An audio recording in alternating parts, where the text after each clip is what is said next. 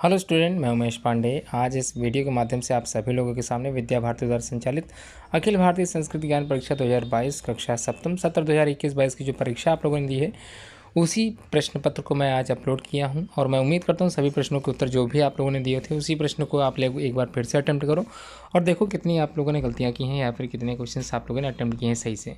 समय 1 घंटा मिला होगा। पूर्णांक 100 अंकों का प्रश्न पत्र है। ये परीक्षार्थी अपना नाम स्वयं लिखेगा, पिता का नाम और विद्यालय का नाम एवं पूर्ण पता। सभी प्रश्न करने अनिवार्य हैं। प्रश्नों के उत्तर दिए गए रिक्त स्थानों में ही सुंदर व स्वच्छ लेख में लिखिए। पहला जो प्रश्न है रिक्त स्थानों की पूर्ति करने के लिए आता है। 5 प्रश्न होते हैं, 1 अंक निर्धारित है और 5 अंकों का ये प्रश्न होता है। तो पहला जो है विट्ठल जी किसके पुत्र थे, आपको पता होना चाहिए। खा है श्रुतिवर्मन लाओस के राजा थे। यहाँ पर आप लोगों को एक शब्द भरना है जिससे ये वाक्य पूरा सही हो जाए। गा है किस देश में अभी भी पुराना शक संवत्सर चलता है। घा गरुड़ को किस चीज़ का प्रतीक माना गया है। अंगा है नक्षत्रों की कुल संख्या कितनी है। तो ये सभी 5 प्रश्न के उत्तर आप लोगों ने अगर सही दिए होंगे तो आप लोगों को 5 अंक मिलेंगे। और यदि आप लोगों ने कोई क्वेश्चन गलत किया तो कमेंट बॉक्स में ज़रूर बताएं कि आपने कौन सा क्वेश्चन गलत किया है। अगला प्रश्न संख्या 2, निम्नलिखित को उनके सही जोड़ों से मिलान करना है। आप लोगों को स्तंभ आ और स्तंभ बा से मिलान करना है।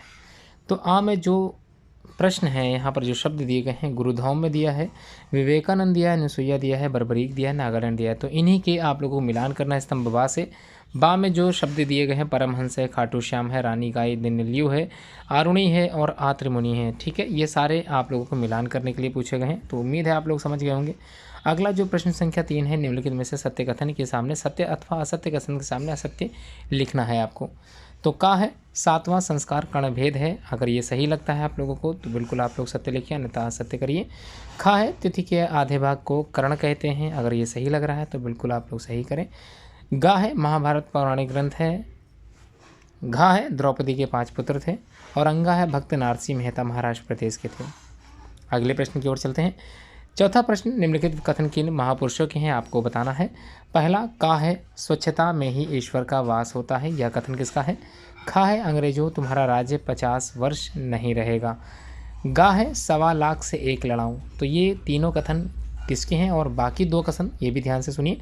सरफरोशी की तमन्ना अब हमारे दिल में है, देखना है जोर कितना बाजुए कातिल में है। ये चौथा है।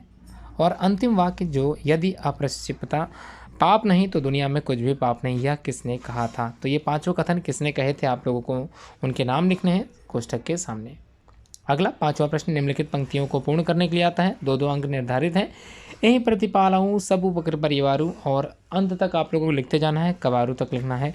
खा है अति आनंद उमगी अनुरागा और लिखते चले जाना है लागा तक।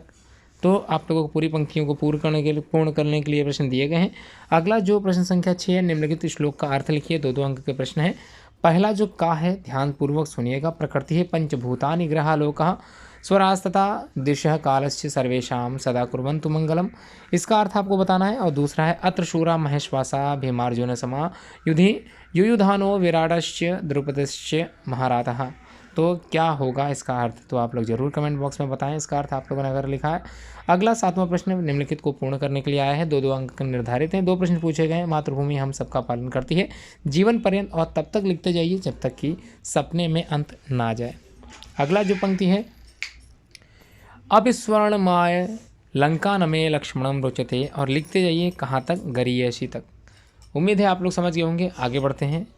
8वें का जो का प्रश्न है जिसमें आप लोगों ने वह श्लोक लिखना है जिसमें महेंद्र मलय आदि पर्वतों का स्मरण किया गया हो। खा है इन पंक्तियों को पूर्ण कर दीजिए। सुन केवट के बैन प्रेम लपेटे अटपटे, और कहाँ तक लिखना है आप लोगों को, लखन तन तक लिखना है। 9वें प्रश्न में 1 शब्द में उत्तर देने के लिए पूछा गया है। 5 प्रश्न पूछे गए हैं। 5 अंक के एक अंक निर्धारित हैं। 5 अंकों का प्रश्न है और ध्यानपूर्वक सुनिएगा। सत्यार्थ प्रकाश के रचयिता कौन है, ये आपको लिखना है।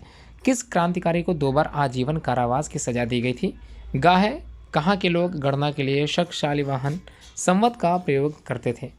घा है स्वामी विवेकानंद का जन्म किस प्रदेश में हुआ था। और अंतिम प्रश्न, नटराज सहस्त्रनाम में शिव को क्या कहा गया है, ये आपको बताना है। अगला प्रश्न संख्या 10 में देख लेते हैं। 1 शब्द में उत्तर लिखने के लिए पूछे गए हैं। उम्मीद है आप लोग जरूर उत्तर लिखे होंगे। हरिद्वार किस प्रदेश में स्थित है। अभिमन्यु की माता का क्या नाम था। वारों के नाम का संबंध किससे है। असम में महापुरुष शंकरदेव ने किस संप्रदाय का प्रचार किया। और अंतिम प्रश्न, देवगुरु बृहस्पति के पुत्र का नाम क्या था।